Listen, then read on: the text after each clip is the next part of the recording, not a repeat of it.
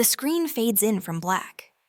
A woman's ragged breathing fills the darkness, punctuated by the sickening crack of bones and a muffled scream that cuts off abruptly. Heartbeats pound like war drums. Then silence. A faint calendar page flutters into focus under dim morning light. 1985. Jessica Jang bolts upright in bed, gasping, her body slick with sweat. Every muscle screams as if she's just been crushed under something heavy. Her trembling hands clutch the sheets. She stares at the date on the wall, eyes wide with disbelief. No, this can't be real. Flashback fragments assault her: the lavish 20th wedding anniversary party, the spa gift card from her sister-in-law Rachel, the early return home because of a sudden blackout, pushing open the bedroom door to find David, her husband, the respected factory director, and Rachel tangled together, naked and unashamed. Rachel's cold sneer echoes in her mind. He only stayed with you out of pity. You drugged him that night, forced the pregnancy. I made sure you lost the baby. The fight, the fall down the stairs, David's indifferent face as blood pooled around her head. Jessica touches her skull, instinctively no wound, no blood. She's alive. She's back. Tears sting her eyes, but they harden quickly into something sharper. This time, she whispers to the empty room, you won't get away with it. The front door clicks open downstairs. Laughter exudes deep, charming baritone, and Rachel's light, teasing giggle drifts up the stairs. They're home from their evening out, carefree as always. Jessica wipes her face, forces a faint smile, and heads downstairs. David sets down shopping bags, beaming. Something smells amazing. Jessica. Rachel flops onto the sofa, kicking off her shoes. Did you make soup again? Jessica glances at the kitchen, where a pot of chicken broth simmers, laced with the herbal tonics their neighbor Mrs. Wilson once gave her to help with conception. In her previous life, this very soup, spiked unknowingly with something extra, led to the one night David touched her, resulting in the pregnancy that Rachel later destroyed. Jessica's voice is steady, almost sweet. No, must be from next door. She picks up the jars of supplements one by one, reading labels with feigned curiosity. All these for me to prepare for a baby. Rachel's face pales instantly.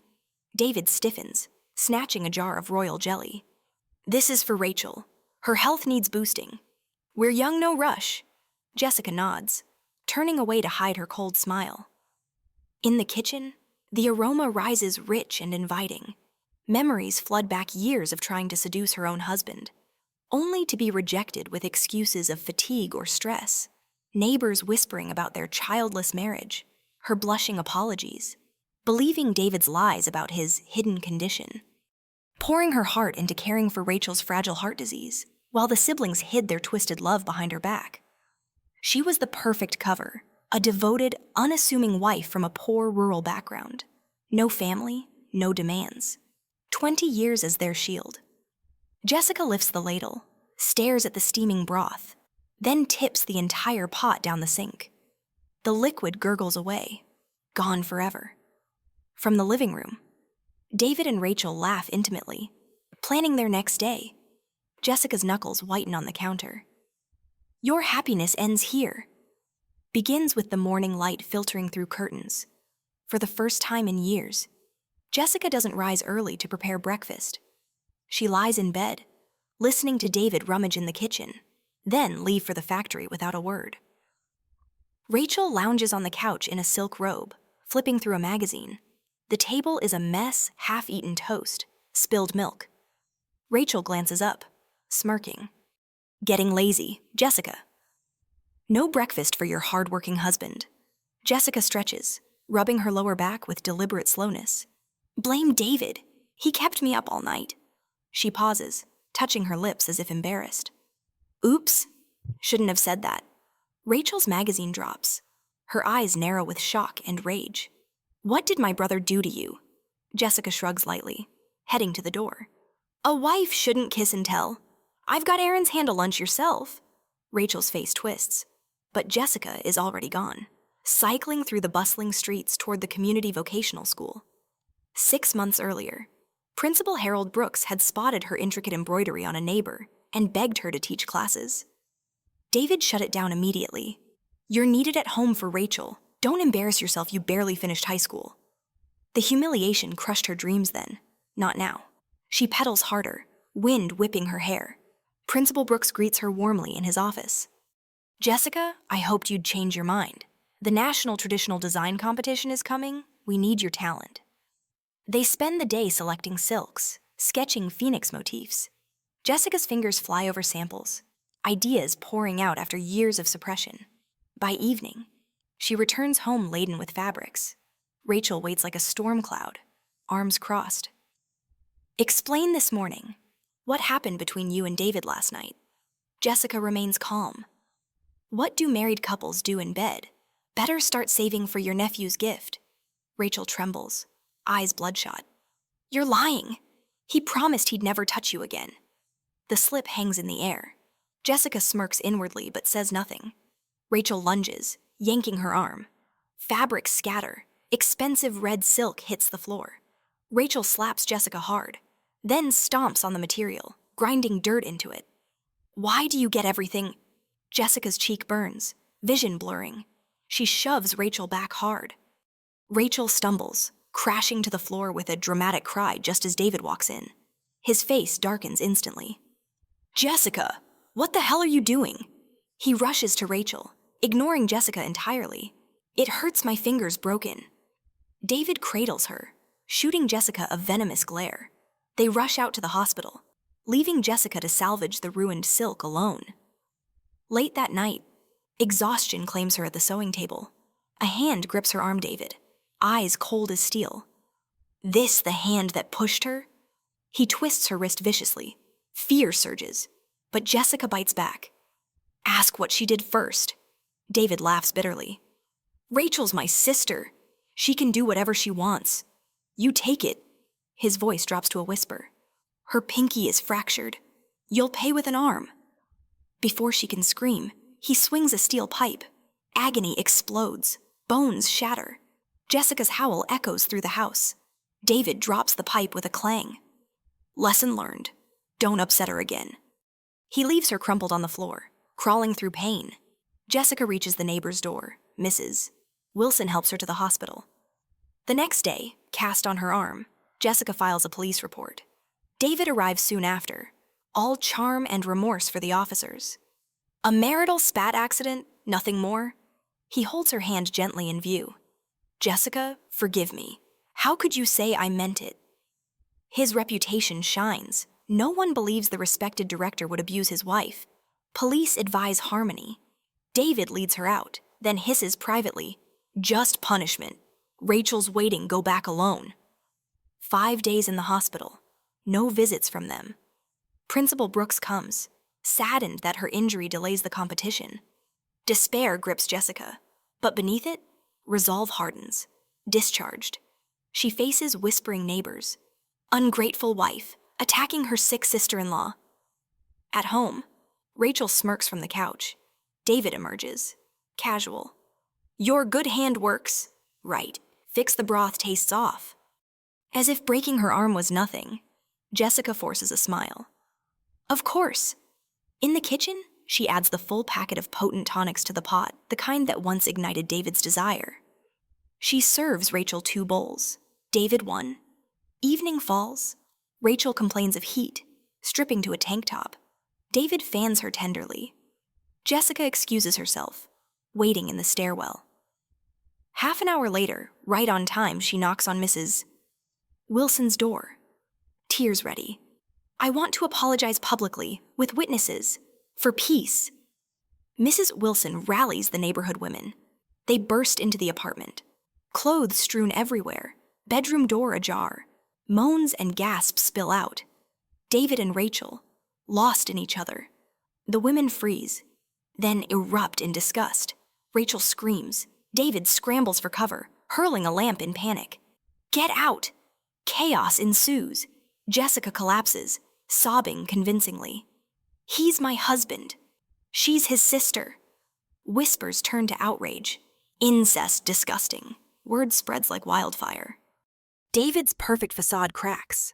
The morning after the scandal, the neighborhood hums like a kicked hive. Whispers follow Jessica everywhere, some pitying, most accusing her of exaggeration. David doesn't come home. He sleeps in his factory office, issuing statements through subordinates that he's devastated by baseless rumors. Rachel vanishes, rumored to be hiding with distant relatives. Jessica sits at the kitchen table, cast heavy on her arm, staring at the divorce papers she's already drafted in secret. Mrs. Wilson knocks, bringing steamed buns and righteous fury. That man showed his true colors. The whole street knows now. Jessica nods gratefully, but inside she's calculating. She can't let this die down. David's too good at playing the victim. That afternoon, she visits Principal Brooks again, shows him the ruined silk now cleaned as best she could, and quietly asks for an extension on the competition entry. He agrees, eyes soft with concern. Take care of yourself first. Jessica, talent like yours waits for no one, but neither does healing. She thanks him, then stops at the local print shop on the way home, paying a boy to distribute handwritten notes inviting the neighborhood women to a clarification gathering at her house tomorrow evening. Word spreads faster than wildfire. By nightfall, David calls his voice tight, controlled. Whatever you're planning, stop it. We can talk this through privately. Jessica's reply is ice. Too late for private, David. The world already saw. She hangs up before he can threaten. The next evening, the living room fills with 24 women, folding chairs borrowed from everywhere, teacups clinking nervously. Jessica stands in the center, cast prominent, voice steady. I invited you here because you saw the truth with your own eyes. I won't hide anymore. She recounts the years of cold rejection, the mysterious miscarriage she now knows wasn't natural, the broken arm. Gasps ripple through the room. Mrs. Wilson stands up. We all heard the sounds, saw them together. No mistaking it. Another neighbor adds, he broke her arm for pushing his precious sister away after she was attacked first. Phones aren't common yet, but stories travel mouth to mouth. By morning, factory workers murmur at the gates. David's superiors receive anonymous letters. He arrives home at noon, suit rumpled, face drawn. Rachel trails behind him, pale but defiant in oversized sunglasses. They find Jessica packing her embroidery tools into a suitcase.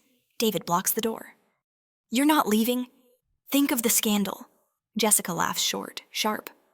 You mean your scandal? Rachel steps forward, voice trembling with rage. How dare you destroy our family over one mistake? He was drugged that night he thought I was you. Jessica meets her eyes. Drugged, like the abortion pills you slipped into my tea, or the tonics that only ever went to you. Rachel flinches as if slapped. David pales. You have no proof. Jessica pulls medical records from her bag. Hospital notes questioning the accidental fracture pattern. Old prescriptions filled only for Rachel's heart condition that somehow never worsened when convenient. I have enough, and soon everyone else will too. David lunges for the papers. Jessica steps back calmly. Mrs. Wilson and 3 others appear in the doorway they've been waiting outside. We heard shouting. Mrs. Wilson says loudly, Everything all right, Jessica? David freezes. The weight of witnesses pins him. He forces a smile. Just a family discussion. But his voice cracks. That night he agrees to temporary separation, thinking time will cool the storm. Jessica moves into a small rented room near the school, taking only her sewing machine and fabrics. Weeks pass in a blur of stitches and strategy.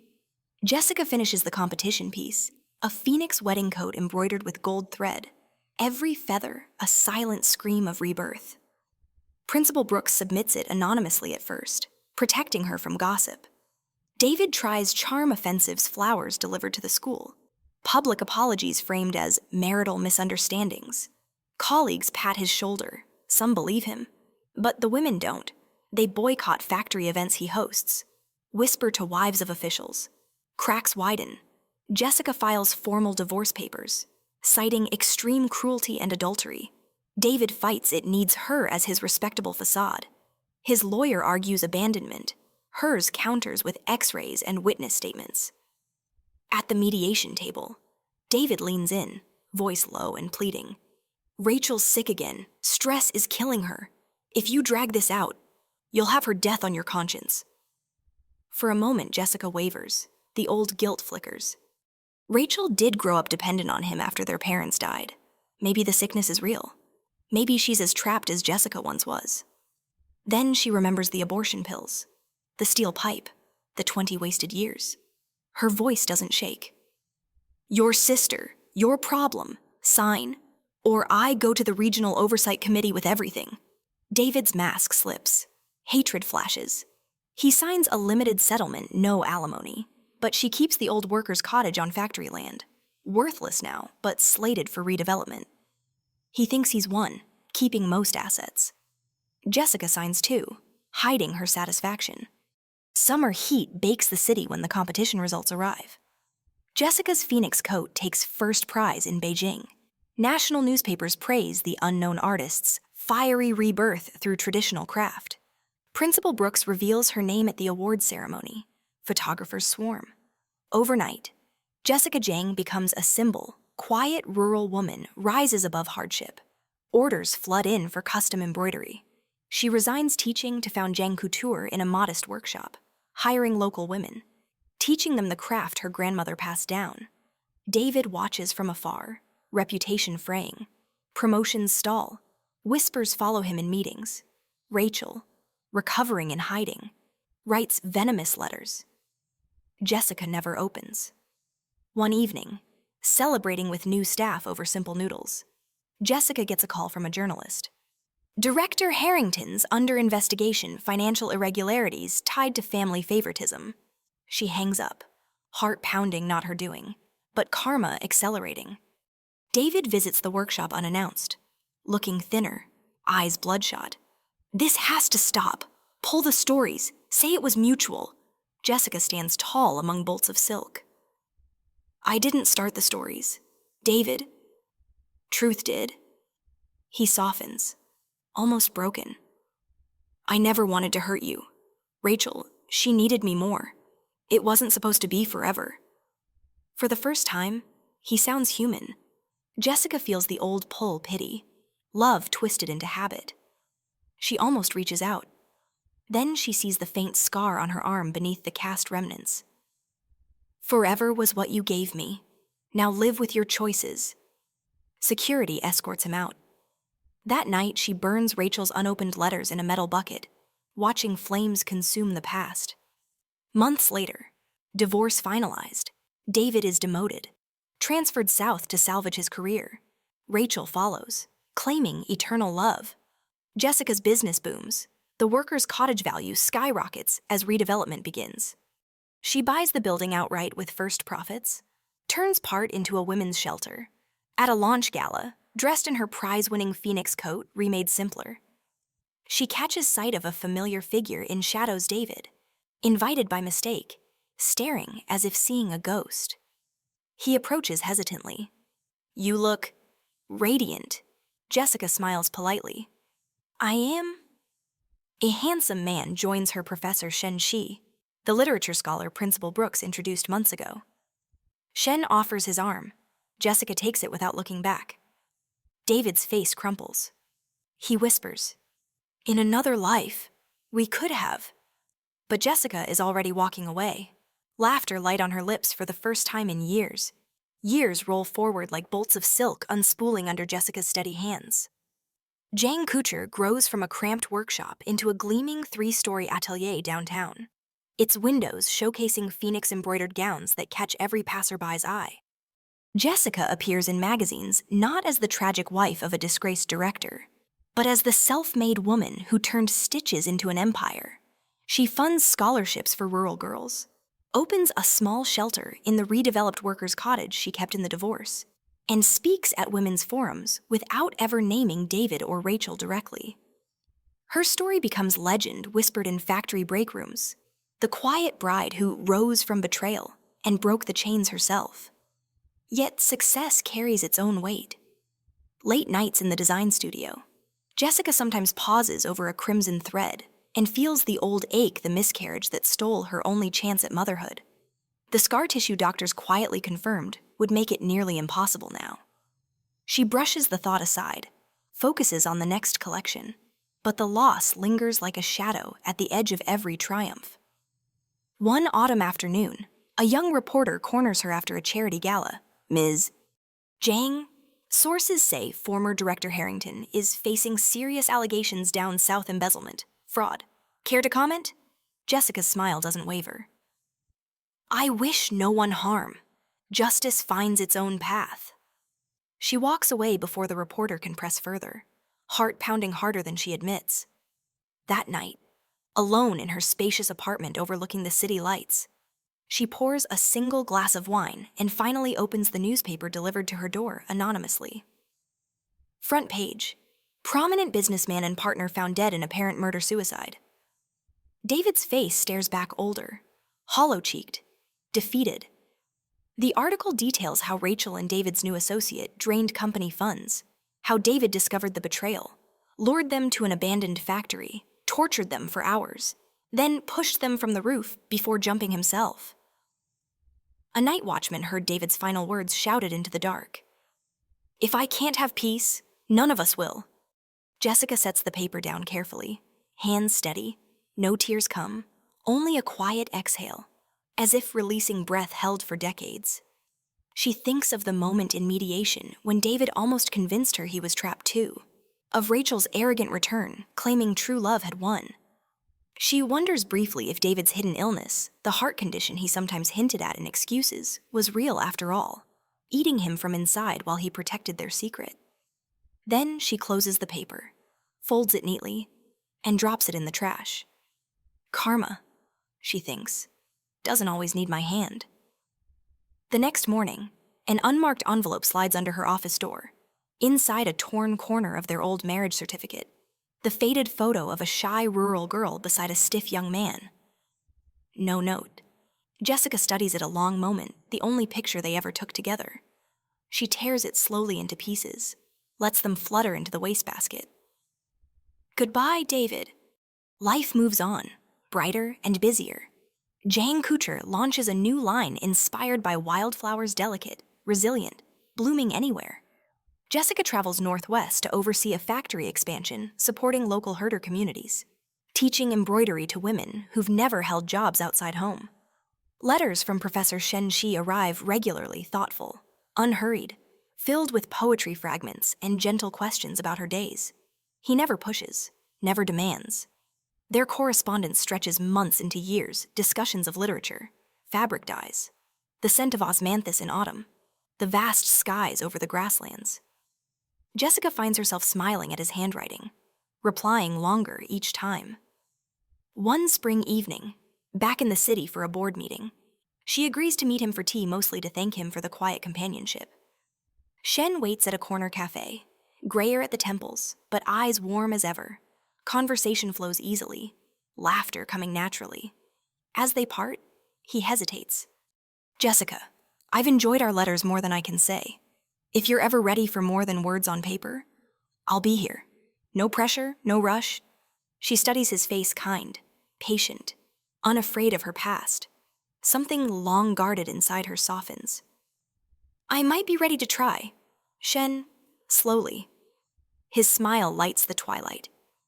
They begin seeing each other quietly, weekend walks, shared meals, evenings reading aloud on her balcony. He never asks about the scars, physical or otherwise. He simply makes space for her to heal at her own pace. Jessica discovers laughter that doesn't feel borrowed, desire that isn't desperate, partnership that doesn't demand she shrink. 1 year later, on the atelier's 5th anniversary, Jessica hosts a celebration for staff and scholarship recipients. She wears a simple gown of her own design, ivory silk with subtle phoenix threads catching the light. Shen stands beside her, hand resting lightly at her back as she gives a short speech. We rise not despite the fire, but because of it.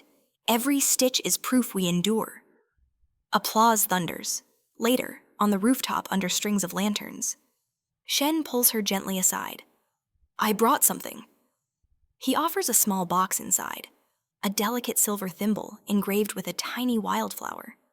For the woman who sows beauty from pain, and if you'll allow it, For the rest of our story. Jessica's throat tightens. She slips it on. Fits perfectly. Yes, she whispers. To the rest. They kiss softly as fireworks from a distant festival bloom across the sky. No grand gestures, no vows, yet just quiet certainty. Cameras flash below for the event, but up here, only the two of them exist. Months later, a final envelope arrives at the atelier, postmarked from a prison in the South. Inside a letter from a former factory colleague who mediated the divorce years ago. He writes that in his final days, David spoke often of a recurring dream, Jessica dying on the stairs, her last look calm and unforgiving. It haunted him more than police or dead. He left instructions that if anything happened, someone should tell her he finally understood what he'd destroyed. Jessica reads it once, folds it, and places it in a drawer she rarely opens. She doesn't reply. Some regrets belong only to the ones who carry them.